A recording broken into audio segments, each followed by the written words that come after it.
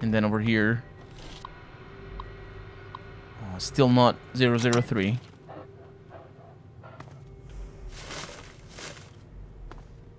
What is that?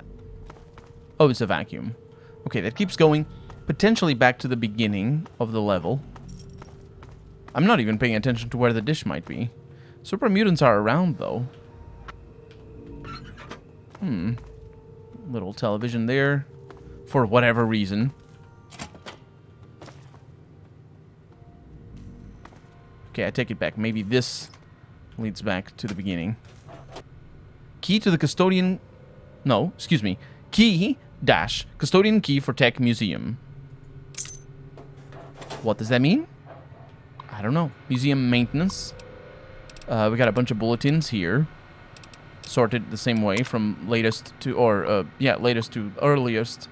Due to the increased power consumption from the installation of the Vault-Tec Vault Tour, 3 new reactors have been installed in the sub-basement section. This should help prevent any further brownouts or full blackouts in the visitor galleries that we have been experiencing. Thanks for your patience during this transition. And that's Derek Remmings, maintenance coordinator. That's quite a name for the maintenance worker. Although, well, he's coordinator, so he'd be the head of maintenance, most likely. This is a general announcement to any employees who use the men's lavatory facility in the maintenance area. I have logged too many complaints that people are not flushing the toilets after using them. People who use the facility to relieve themselves expect a clean and tidy environment. To prevent this from becoming a recurring issue, card swipe access will be required for each stall, which will log your name, time in the stall, and contents of the bowl until such time that we deem it no longer necessary. I was gonna say, can't you just have automated toilets? Because, you know... Anyway.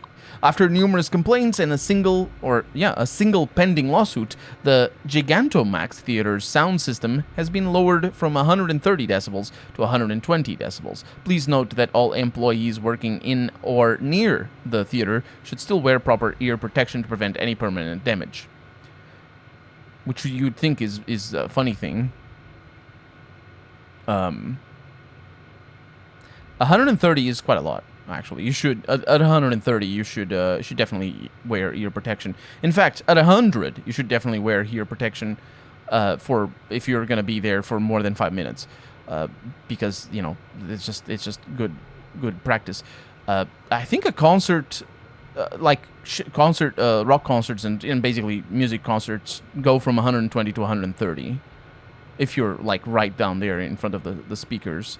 And you should wear ear protection to a concert. Yes, that is also true. The thing is, ear damage only, or rather, it doesn't have, like, if you all of a sudden you heard 130 decibels of sound, all of a sudden, brrr, you probably wouldn't get any ear damage.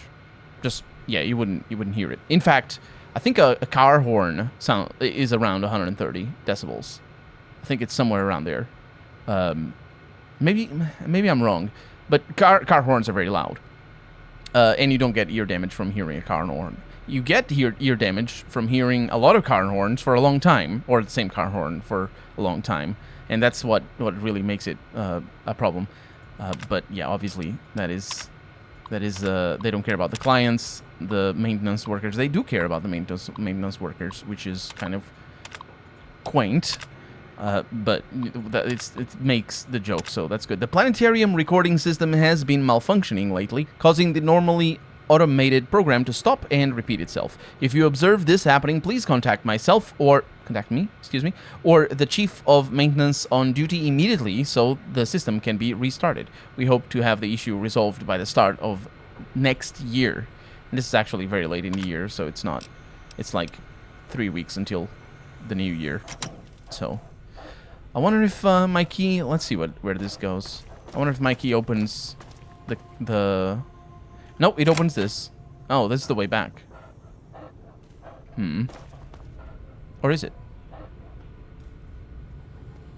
I don't know.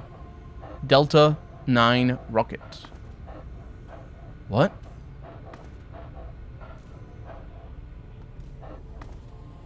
Got pork and beans up here for whatever reason. Yeah, we're gonna learn about that, but not at the moment. That key was for up there. So we know where the key goes. what I'm interested in, besides the safe, evidently. Although I think the safe might have something to do with the computers.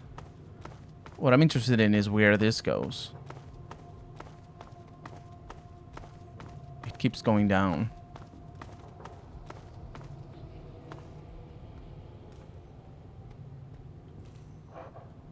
It's the rocket again. Valiant 12 flag. This unusual flag was recovered from the surface of the moon by the very last manned flight to its surface in 2052.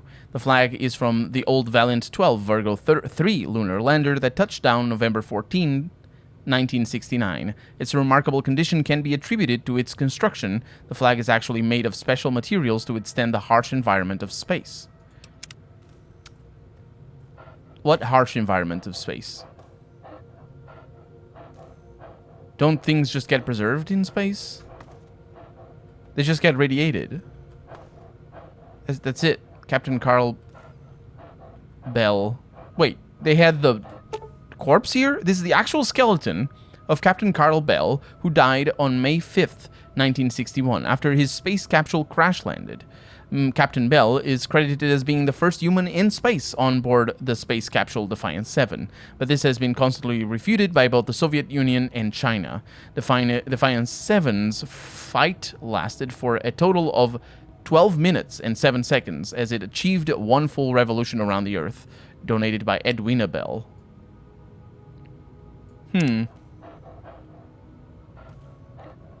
Why would it be contested?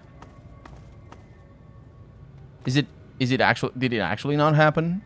Because in real life, the US wasn't the first person to put a person on space, or wasn't the first country to put a person on space. This is the actual USSA deep space suit worn by Captain Carl Bell on May 5th, 1961. Captain Bell is credited as being the first human in space on board of the thing, and the flight lasted for a total of a bunch of time, and it achieved one full revolution around the Earth.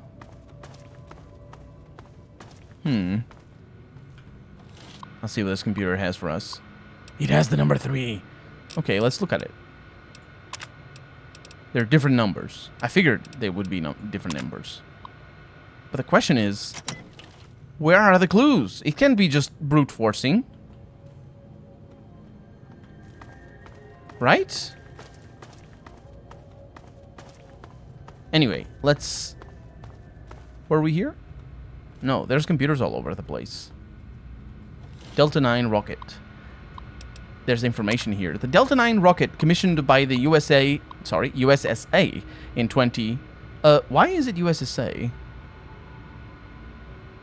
I forget. Because that's the name of the... Did it change the name of the country? I forget that. Because it's like a Commonwealth with Canada. Either way, commissioned by the USSA in 2020, was the last of the manned rockets that sent our brave American astronauts to the moon. The Delta 9 was in use for almost 15 years before being converted for military use and having the crew and instruments sections replaced with a nuclear warhead. The Delta 9 recorded over 77 successful launches, making it one of the most successful rockets in U.S. history. The rocket, developed entirely by the USSA scientists, was a single-stage vehicle with an ejectable crew section or satellite storage bay. The propulsion system was a nuclear electric derivative drive using a massive electrical jolt to start the nuclear reaction on launch. The crew section was protected from the radioactive chambers by way of a massive titanium vanadium disc. The spacecraft had the capability to sustain 2 astronauts for up to 24 days maximum. The longest recorded spaceflight in a Delta 9 rocket was the 17-day Zeus 12 mission to the moon. Show instruments section. Instrument section light off. Wait, we can turn them all on?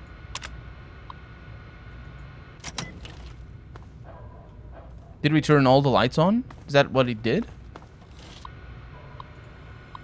I think so. The Delta 9 rocket was donated by the United States Space Administration, that's what USSA means, and by a grant from the United States Department of Antiquities.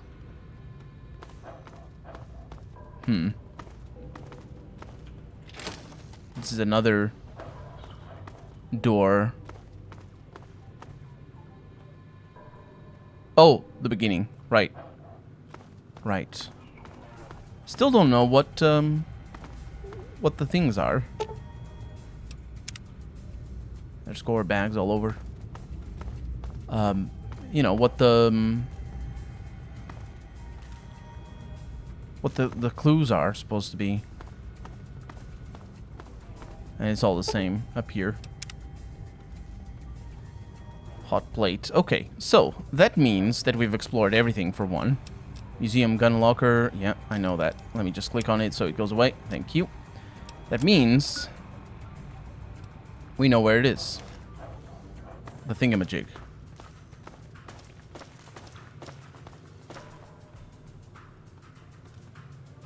Although I must say I didn't see it. Oh! It's that thing. The communications dish on the Virgo lunar lander appears to be easy to remove, and I'll take it. And now we can go put it in the Washington Monument that we know so well. Yes, yes. Let's check upstairs while we're at it. Just make sure the key doesn't open the safe. Because it could. It does not. Yeah, that safe is definitely those computers. I'm sure it's interesting things in there, but it's part of a quest. And I'll get the quest, or I won't, and that's gonna be that. Let's get out of here. Let's go back to the monument. And we're up here.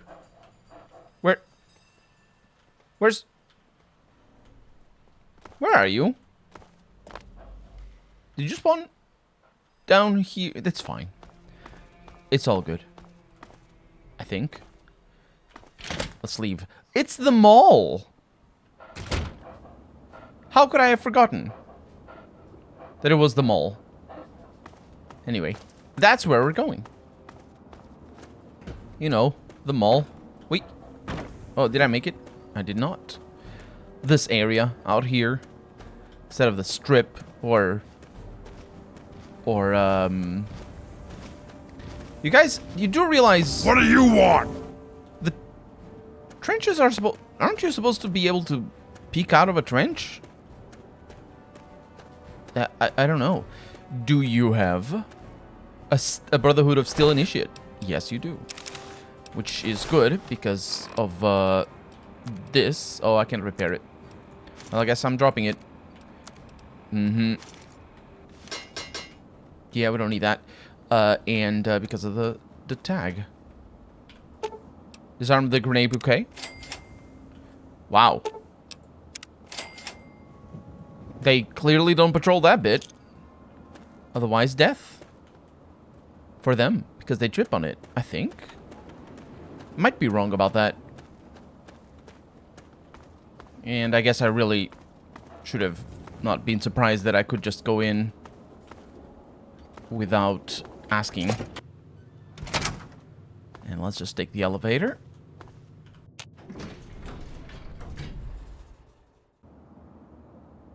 And now we're up here. Install the Virgo dish and activate the relay.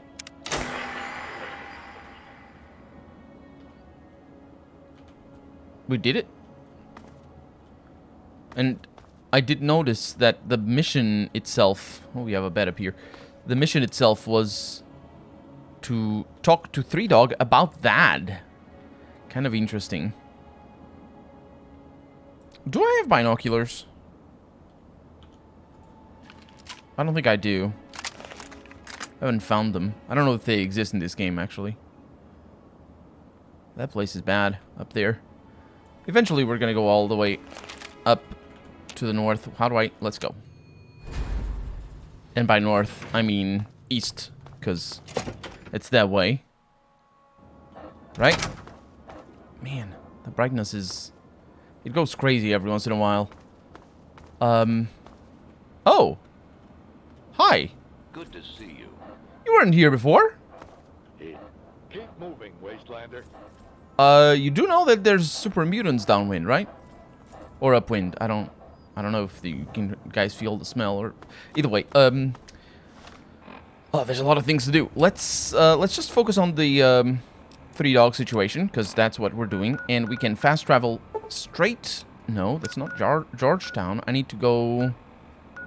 Wait. Oh, it's right here, to the Guns N' Roses building plaza, where the sun is out and they don't care about the corpses. Don't worry, it's fine. They didn't think about that particular detail. That was a hell of a find. Nice work. Thank you. Did I talk to you? Hello again. I did, didn't I? Just stay out of our way and everything. Everything is fine, and he talks like Welcome to the GNR garrison. very much like an Oblivion NPC, because it's the same voice actor, close in years. There's one particular character in Oblivion that talks very much like that guy. What is up? Don't worry. Hey, Three Dog. Where are you? Are you working? Sorry, I'm busting in on your recordings. I'm very sorry about that. I also don't know where he is. Shouldn't he be here? He's here. He's sleeping. So I busted in on his sleep. Hey, all right! The hero of the wasteland returns. Am I the hero of the wasteland? Are you being patronizing? He's being patronizing. And apparently the first line is, "Thanks, Three Dog. I was just glad to help with a good fight." Even though he doesn't give me anything or tell me that he knows I did something, but I think that's what it's supposed to be. I did what had to be done. And well done indeed. Now GNR can be heard clear across the capital wasteland again. That'll give Eden and those muties something to think about. But before I get back to my calling, I bet you want to hear about your dad. I would like to hear about Eden, actually. But I think I know who he's referring to. It's President Eden. He's the one... Oh, we've heard about him, I think. He's the one that talks, apparently. He goes by the name of President. And is the self-declared President of the United States. Is that how it goes? He's the one that talks in the other news... Or not news, but, you know, the radio station. Oh, look at these lines, please! Exclamation mark. I miss him so much! Exclamation mark. Well, yeah. Where's my dad gone? When your dad passed through here, he and I talked for a good long time. He's a real stand-up kind of guy. He mentioned some scientific mumbo-jumbo, which didn't make sense to me, and mentioned something called Project Purity. He also said something about going to visit a Dr. Lee in Rivet City. Then he left in a hurry. Rivet City? I think I have things to do there. Where's that? You've never heard of Rivet City? Wow. Just wow. Well, a whole bunch of people got together and turned a beached aircraft carrier into a town. Pretty cool, huh? Just follow the river south from here. There's no way you can miss it. No, I did hear about Rivet City. And no need for just wow. How are things now that the power's back up? Well, that the dish is up. Was the power the problem? Maybe it was. I can't even tell you the love I'm getting from the wasteland. Ever since GNR started singing again, the guys downstairs told me that more people than ever are tuning in. It's all I ever wanted. Would they know that? That doesn't make sense. I think that was a line written as if people could call in to his show, and then the writer realized, wait, they can't call in. This is not that kind of setting. Let me think of an alternative then. Well, the Brotherhood of Steel tells him that more and more people are tuning in. Sure. Galaxy News Radio. What is it about anyway? This good fight show of yours. Without this place, DC would be filled with that crap the Enclave keeps shoveling out of their radio station and festering with muties. Someone's gotta tell the Wastelanders what time it is, and Three Dog is the one to do it. No one knows what Eden and his horsemen of the apocalypse are up to, but you can be sure it isn't in the common man's best interest. So, he's just... His entire show... This is very interesting. This is very interesting because of the way I'm doing this Let's Play. But his entire show hinges on Bethesda's complete mangling of who the super mutants are, and on the fact that the super mutants are super aggressive and super murderous, and they say the most ridiculous lines in the normal game. Not in this Let's Play though. So in this Let's Play, he's just a normal racist, just normal. Every single thing that I talked about him being like, oh no, this is the only true place where he tells it like it is and all that. And it's very important that I am on the radio. Yeah, that's, yeah. And then the festering with the muties and all that. Yeah. Because, yeah, super mutants are they're just people. They're just normal people. I mean, they're not normal. They're super mutants, as in they have been mutated.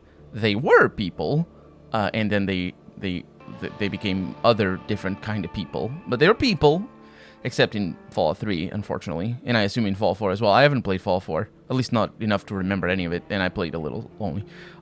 But yeah, they're people, except Bethesda doesn't know that, because they apparently didn't play Fallout 2 with the most famous of the first two Fallouts. I don't know. I don't... Either way. Yeah, so in this Let's Play, he just comes across as a racist, which makes sense.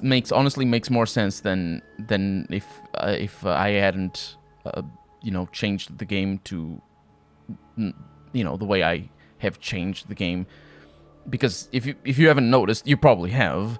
But if you haven't noticed, we don't have to fight enemies every 3 seconds in this game. We're just having a good time exploring, and there's the enemies, but dog meat takes care of them.